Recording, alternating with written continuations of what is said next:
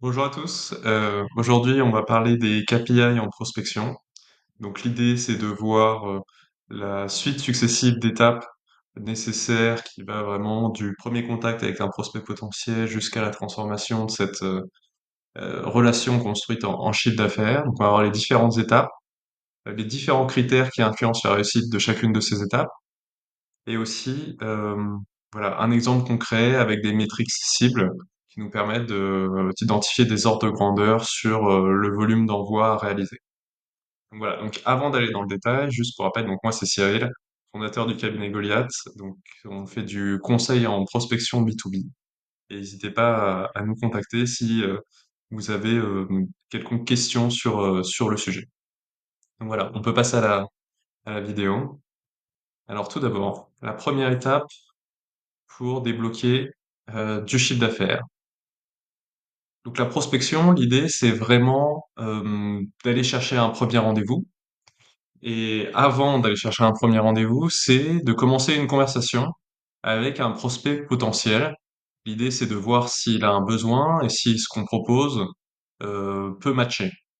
Donc pour ça, ce qu'on fait traditionnellement, et c'est la même logique dans les campagnes multicanales, c'est finalement d'être moteur et de créer le premier contact. Donc pour ça, on envoie des emails ou des messages LinkedIn. Ici, on a pris l'exemple d'email pour les campagnes classiques monocanal.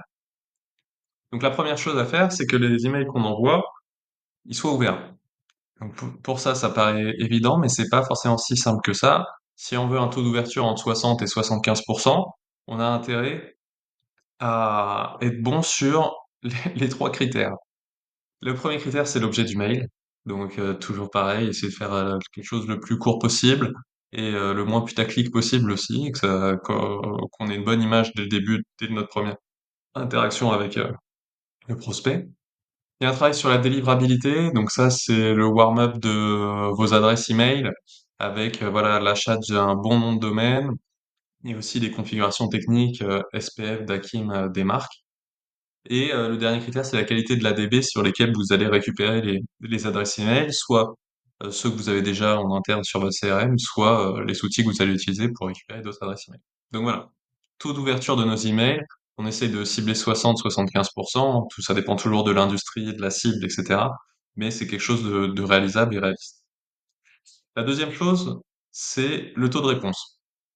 Donc nos emails ont été ouverts, ce qu'on cherche, c'est à avoir une réponse positive ou négative. On reviendra là-dessus juste après, mais l'idée, c'est vraiment de générer une réponse. Donc, pour rappel, ces taux de réponse, ça peut varier, mais si on est entre 8 et 20%, c'est quelque chose de réaliste et d'intéressant. Et ça dépend beaucoup du copywriting, donc la qualité de vos messages. Quelques rappels rapides sur l'écriture d'un bon message. Il y a toujours cette notion d'être le plus court possible, donc moins de 100 mots, et puis surtout cette approche problème-solution.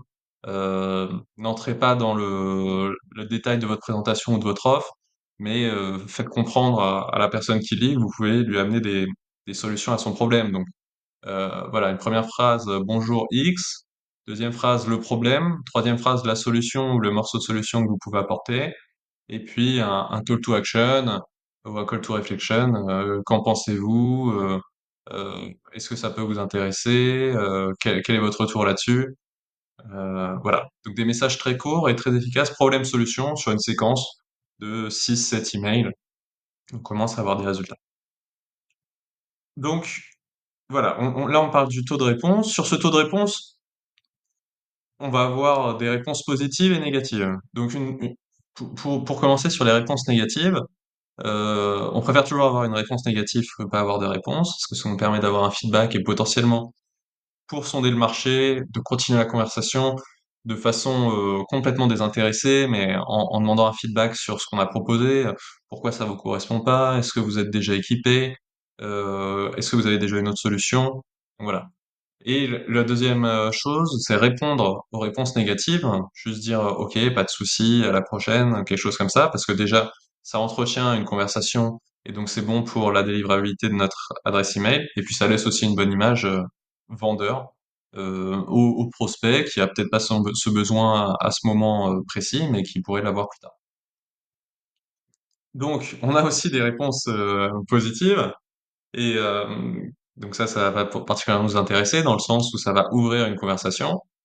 Euh, Ces taux réponse positive, réponse négative, ils vont dépendre principalement de deux choses, même si le copywriting continue à être une facteur principal, mais ça dépend beaucoup du ciblage, donc de la qualité des personnes que vous contactez et de leur timing aussi. Donc là, toute l'idée de travailler sur de l'intent data et des lead magnets, même s'ils sont très simples.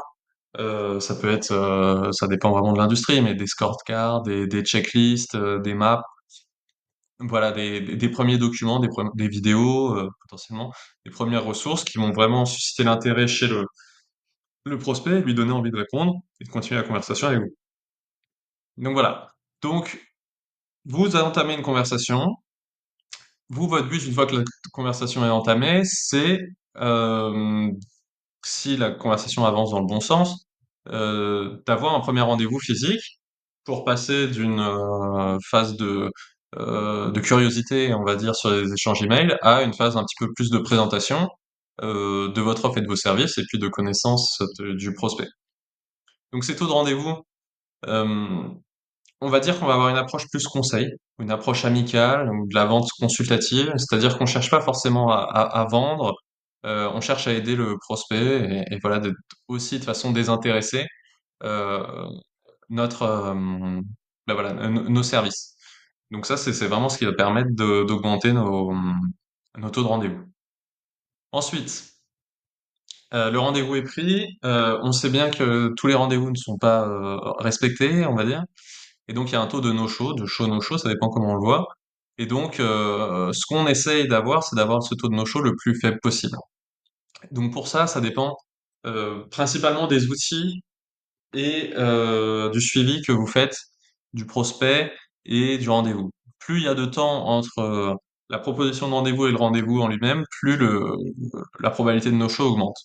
Donc, si on a un échange avec une personne qui est intéressée, on va essayer voilà, d'enchaîner pour avoir un rendez-vous entre guillemets le plus tôt possible. Et du coup, pour réduire ce taux de no-show, on va travailler sur la facilité de la prise de rendez-vous. Donc, traditionnellement, c'est avec le Calendly, essayer vraiment d'avoir juste un lien et puis un- voilà, un clic ou deux à faire pour que le rendez-vous soit pris et qu'il soit partagé dans les agendas des deux parties.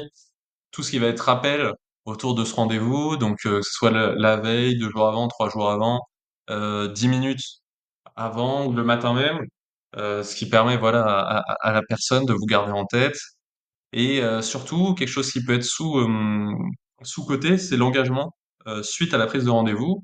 Donc ce qui peut être intéressant, nous ce qu'on conseille, c'est de repartager une ou deux ressources, lead magnets, entre voilà le la prise de rendez-vous et le rendez-vous pour continuer à augmenter l'intérêt du prospect autour de ce que vous proposez. Et finalement, une fois qu'on est au rendez-vous, à la série de rendez-vous, ça dépend de la complexité de votre offre, mais il y a un travail sur le taux de signature, donc là c'est plus un travail de vente, mais c'est juste pour rappel, les trois facteurs qui font au final euh, qu'un contrat est signé, hein, au-delà de toute considération technique, ça va être trois facteurs de confiance finalement. Ça va être la confiance en vous, donc vous vous-même par rapport à ce que vous vendez, mais bon, surtout le prospect en vous. Donc là, vraiment tout l'intérêt de construire cette relation de confiance au fur et à mesure des échanges. Le deuxième critère, ça va être la confiance en votre produit. Donc, est-ce que toutes les présentations, les pitchs que vous avez faits ont convaincu le prospect? Et finalement, le troisième facteur, c'est la confiance en le succès de votre produit pour le business euh, du prospect. Parce que même si vous avez le meilleur produit possible et qu'il a parfaitement confiance en vous, il faut que vous ayez créé les liens entre votre solution et son problème spécifique, parce qu'on veut toujours être unique et bien comprendre quel va être l'impact concret de cette solution pour mon propre business. Donc voilà un petit peu une, deux, trois, les six, les 6 étapes et les 6 KPI à suivre pour être en maîtrise de votre flux de, voilà, de prospects à l'obtention de chiffre d'affaires. Et juste à côté, un petit exemple chiffré. avec des valeurs cibles de ces KPI pour vous donner un petit ordre de grandeur euh, réaliste, on va dire, du nombre, voilà, de l'effort à faire et puis des KPI à atteindre pour, euh, pour avoir tel résultat.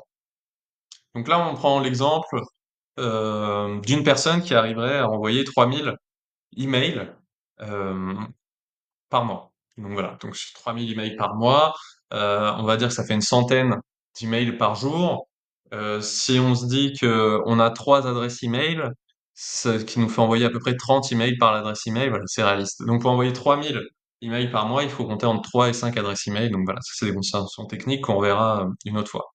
Mais donc voilà, 3000 emails envoyés, 75% ouverts, 2250 emails ouverts. On a un taux de réponse de 8%, ce qui nous fait 180 réponses. On a un taux de réponse positive de 25% sur ces 180 réponses. Donc ça nous fait 45 réponses positives. Autrement dit, 45 conversations commencées avec des prospects. Donc ce qui est intéressant. Sur ces 45, on va dire qu'on arrive à atteindre la prise de rendez-vous 50% des cas. Ce qui nous fait voilà 22, 23 rendez-vous mensuels, hein, ce qui est intéressant, ce qui va nous faire 4-5 rendez-vous par semaine, rendez-vous clients par semaine. À partir de là, on n'en a que 75% qui viennent, donc 25% qui ne viennent pas, ce qui nous fait au final 17 réunions tenues. Et sur ces 17 réunions, on a un taux de clôture de 25%, voilà, ce qui nous fait 4 ventes.